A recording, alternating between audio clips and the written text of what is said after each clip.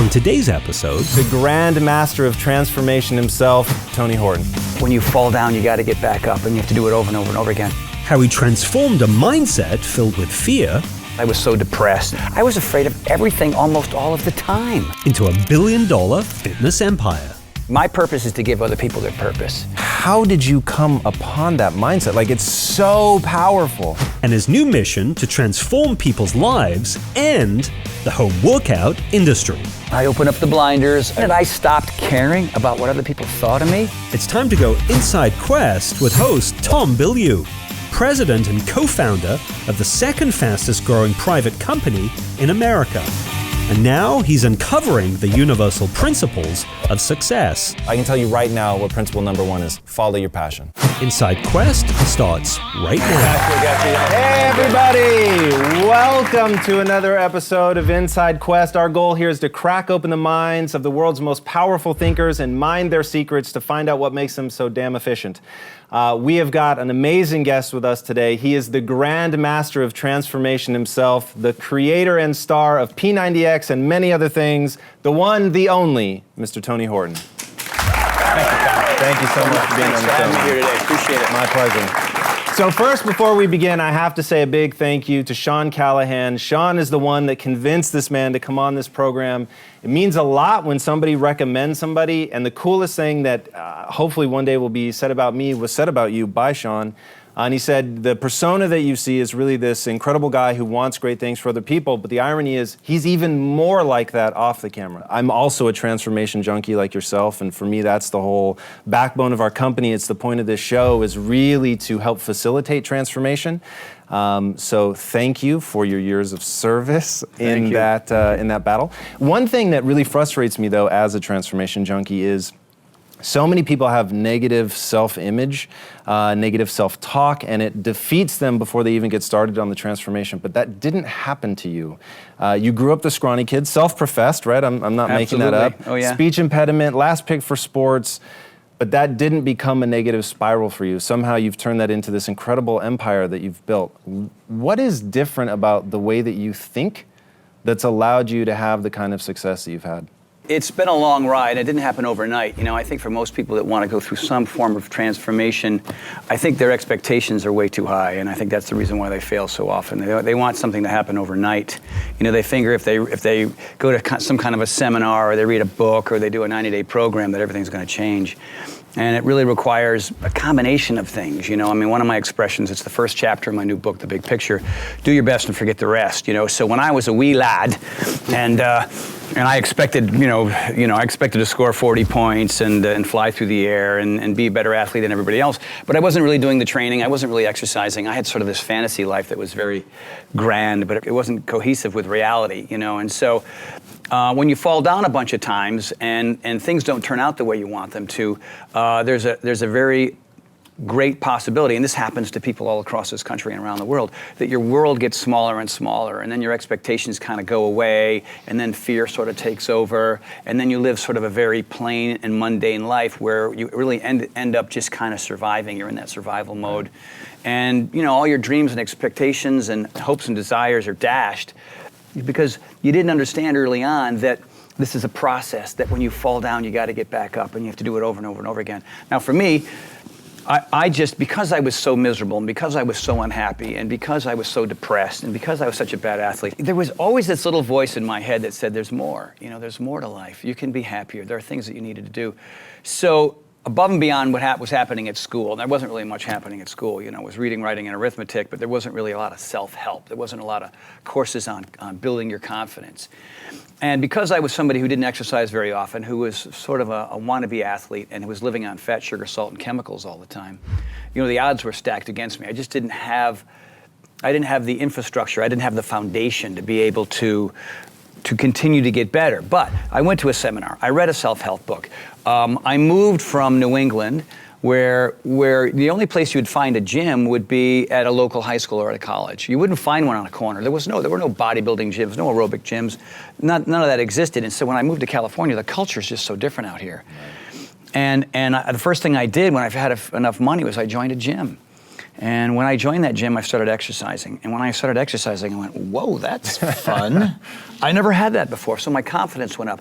I didn't know at the time that... Really fast, because in that, there's already a moment of hope, and I don't think a lot of people identify it. So to walk into a gym is a hopeful act.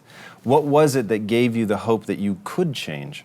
There were a lot of pretty women in there. And I was a fan of pretty women. I mean, honestly, it really was a way to meet people, because I was flat broke. I mean, I didn't have a dime. I was a trained pantomime, a very important skill. So I just want you all to know you should get out there and learn your walking in the wind. It could save your life. But that's what I'd have to do. I'd have to go down to the pier sometimes and throw a hat down and put my mime makeup on and make about $25 so I could live on Cheerios and yogurt for a while. Here's a kid who never graduated from college, who was willing to re-educate himself in new and interesting ways. And so going to the gym was one, going to seminars was another, reading these books was another. And so I was just slowly, carefully over the course of the first few years out here, just gathering intel that resonated with me, made me feel better about myself. But the first 10 years was a big experiment, and everybody was saying, when are you going to come home?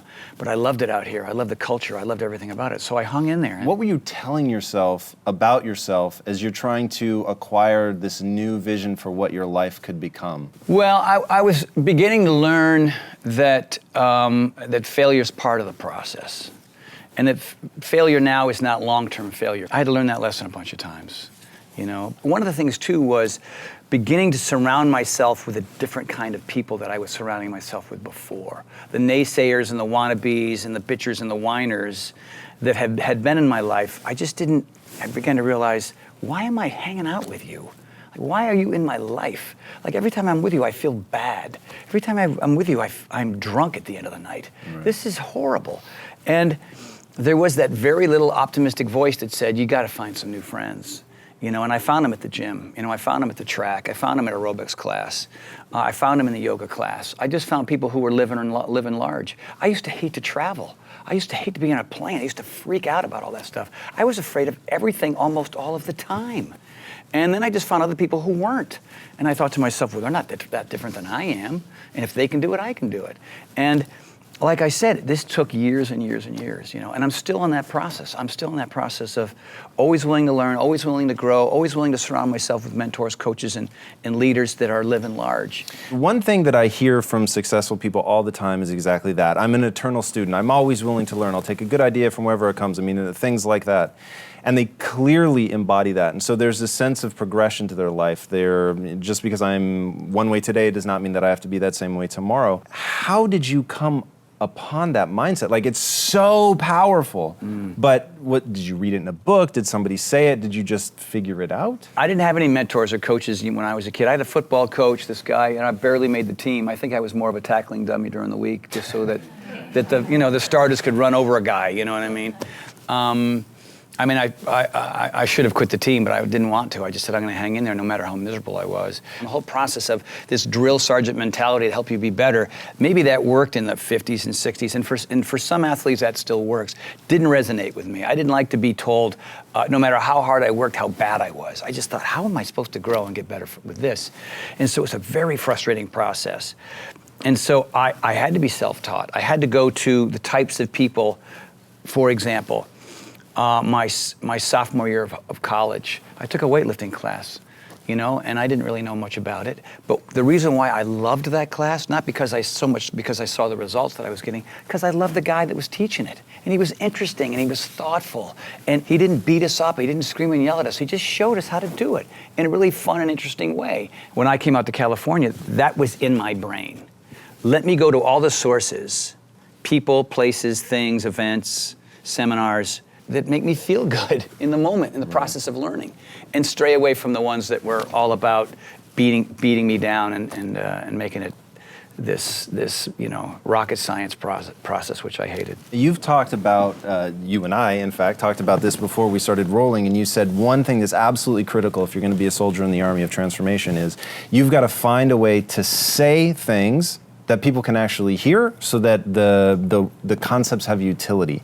I'm gonna guess based on that last story what that concept for you is. Walk us through, what have you found works when you're touching someone who's at the very beginning of trying to transform and helping them through those early fragile days? I think quite often it comes down to restructuring their focus, their raison d'etre, the reason for being, their why, And so in our society, if you look at the U.S. with this obesity crisis, with this healthcare crisis, why aren't more people making that transition? You did, I did. I mean, we didn't start out buff and fit and healthy and conscious of these things. There was a process, there was a learning process. And so, unfortunately, and a lot of this has to do with the media and advertising and a lot of companies who don't really care about people's health and wellness and more about selling their product. And people buy into it. And the other thing too is just making it fun. The fun factor is everything. And then helping people refocus where they need to put their attention. It's not about your appearance, your hopeful, optimistic thoughts and feelings about how you'd like to look in the future. Right. It's just making sure that I'm not attached to the outcome, that I'm not overwhelmed with the expectations, right. that I'm just here. And doing your best and forgetting the rest means today's best is going to be different than last week's, and it's going to be different than next week's. It's a 5 to 6 day a week process. And if you do it 5 or 6 days a week, your results might come in 30 days. They might come in 60, they might come in 90. Aesthetically, who cares? It's not about the scale. It's not about the tape measure. It's not about, your other people's opinions about your appearance. That's all this ephemeral baloney. What it's about is the fact that you've made physiological changes and shifts in the course of 10, 15, 20, 30, or an hour workout. And that you get that every time you do it, and you don't if you don't get it. But if you're struggling and you're doing what other people are doing and it's not working, then you got to tone it all down and just make it about consistency, more than anything. You said something really interesting. It's a quote from you. Before I read the quote, are you familiar with The Dog Whisperer? No. No, all right. Awesome show. Cesar Millan deals with dogs, and he said the reason I like dealing with dogs. My fiance knows about that. It's utterly fantastic, and some of the most powerful business principles come from The Dog Whisperer. I'm telling you right now. It's all true, Crazy. and if you work here, trust me, I've used Dog Whisperer techniques on all of you. The cool thing about that show, what he talks about is, this is Caesar saying it, I have a real hard time with humans because they live in the past and they live in the future, they don't live in the now. Dogs only live in the now, and so it's very easy to change their behavior. You have a quote along those lines, you said, life is not our fantasy predictions of the future or our glory days of the past. Life is that thing that is happening to you as you hear this. Right. And I thought, that gave me the chills. It's so true. And the thing that I really hope we can do today, because now I want to go out of storytelling and I want to get into the people sitting in this audience. I'm sure people that you know and love are going to fail. They're going to set a goal for themselves, but they're going to fail. As somebody who has encountered so many people, both that have succeeded and have lost, what are the trappings that take people down the path, and what can we do about it? There's a couple elements when it comes to this sort of overall health and diet. Variety is one of them. Consistency is one of them. Purpose and a plan and accountability. These are all things that have to sort of be in place for everybody. There's not a whole lot of universal truths in the world. Not everything applies to everybody. We're always trying to make everything so simple and easy to understand so we can all kind of just put our arms around it and, jump on the same boat and go. It's just not the way it is. A Tanzanian marathoner is not going to do the same thing as a mother of 5 who's 35 and never exercised a day in her life. Right. Different diet, different philosophy, different focus, all those types of things. I see people walk into a gym and get on an elliptical for 45 minutes or an hour. And I just think, how do you do it? No wonder you're going to fail. I don't know that many people, I'm on the elliptical, it's my 12th year, 5 days a week. The same repetitive motion. Did you have your temporal lobe pulled out of your brain and just stuffed in a box? It blows my mind, So for me, it's about staying interested. Right. All right, it's about not getting hurt, it's about not getting bored, and it's about seeing results. That's it. And if those 3 things ever happen to you, you're probably going to quit, and you're going to stop, and you're going to say, oh, woe is me, and you see, I told you so. But to avoid the boredom and the injuries and the plateauing, you've got to have a lot of variety in your fitness because you want to keep your interest up. So you're working on your strengths, and you're also working on your weaknesses. Working on your weaknesses is what ultimately makes you a better athlete and prevents those 3 things from happening. Variety. Consistency is another thing. And I call all my friends so I can get my butt up to my gym and make it happen. Accountability through working out with other people. That's everything. You've got to, you are the 5 people you hang around the most. Right. You are the company you keep. And if you've got badass, butt-kicking, hardcore, super fun, not too overly competitive pals that just want to gather together and go have some fun with it. You just need an infrastructure. Most people don't have it. Right. They just have a hope and a prayer, and they buy something or they buy into something, and they're shocked and appalled that 2 weeks later they're so over it because they don't have the variety, they don't have purpose, they don't have plan, they don't have accountability. Let's talk about purpose. If you were going to give me one and I couldn't have anything else, I couldn't have variety, but I could have purpose, that would be the one that would probably get me the farthest with other people if I could help them tap into that. You said it earlier, start with why, right? Have you read Start With Why, the book by Simon Sinek? No. Really powerful. You'd love it. I think you'd hear yourself in it a lot. Oh, then I would love it. That sounds a lot like me. Right. Very intelligent man. What is it, do you think, about purpose that makes it so useful? Well, if you look at purpose, play, and accountability, you look at the list, everybody that works for you, they have a purpose, right? They love work, they love being... They don't, and that scares me. I was once stuck in the Matrix. You talked about this, so you didn't say the Matrix, but you said I had this feeling that my life could be more. That's where I lived for a very long time. My life could be more, I'm destined for greatness, but it was empty rhetoric because I was doing nothing about it. And then I got into the hideous rat race of, okay, well, I could see that the world valued money, so I'm gonna chase money, I'm gonna build this big business, and I'm gonna be rich, and it's gonna be amazing. And then that came up empty as well, right? Yeah, so totally. you start going, wait a second. So at that moment, I realized that purpose was the most important thing, but he talks, you guys must check this guy out, his talks. He talks about neurology all the time, which is why I knew that we had to sit down together. You know me, my fascination with the brain, that if you're gonna walk into a gym and you're gonna curl something, you better understand the bicep and what contracting a muscle means and all that, otherwise you're never gonna be able to build it. But the same thing with motivation, purpose, all of that stuff. Are you able to get your mind in the right place to be receptive to the change? And I find that most people aren't. So I want to believe so desperately that all of them have purpose, but they don't. And if you push them on it, they're gonna say, I wanna be happy. Rad, what makes you happy? And they will fall apart. I know because I've done this in interviews. I've asked over 1,000 people what they want out of life. The universal answer, I know you don't like universals, but they come pretty damn close. Some are important, and then a lot of them exist, absolutely. And the one that I hear all the time, I wanna be happy, but as you go down that path, people don't know what makes them happy. Talk to us about your journey of going beyond the desire to look good and finally getting to wanting to feel good right now. Well, the average person who's looking to make a change in their life usually comes down to the aesthetic, comes down to the ego. They figure that if they look in the mirror, they don't like their image. If they change and I'll tell you a great story. There was a guy, and I would follow people online, especially when I could see a lot of change happening. I would kind of keep an eye on them, and every once in a while I'd post, which really helps inspire and get people to, oh my God, Tony Horton responded to my, day 42 picture. But he was a cop, and he was out of the Midwest, and he's 6'5", big guy, but as wide as he was tall.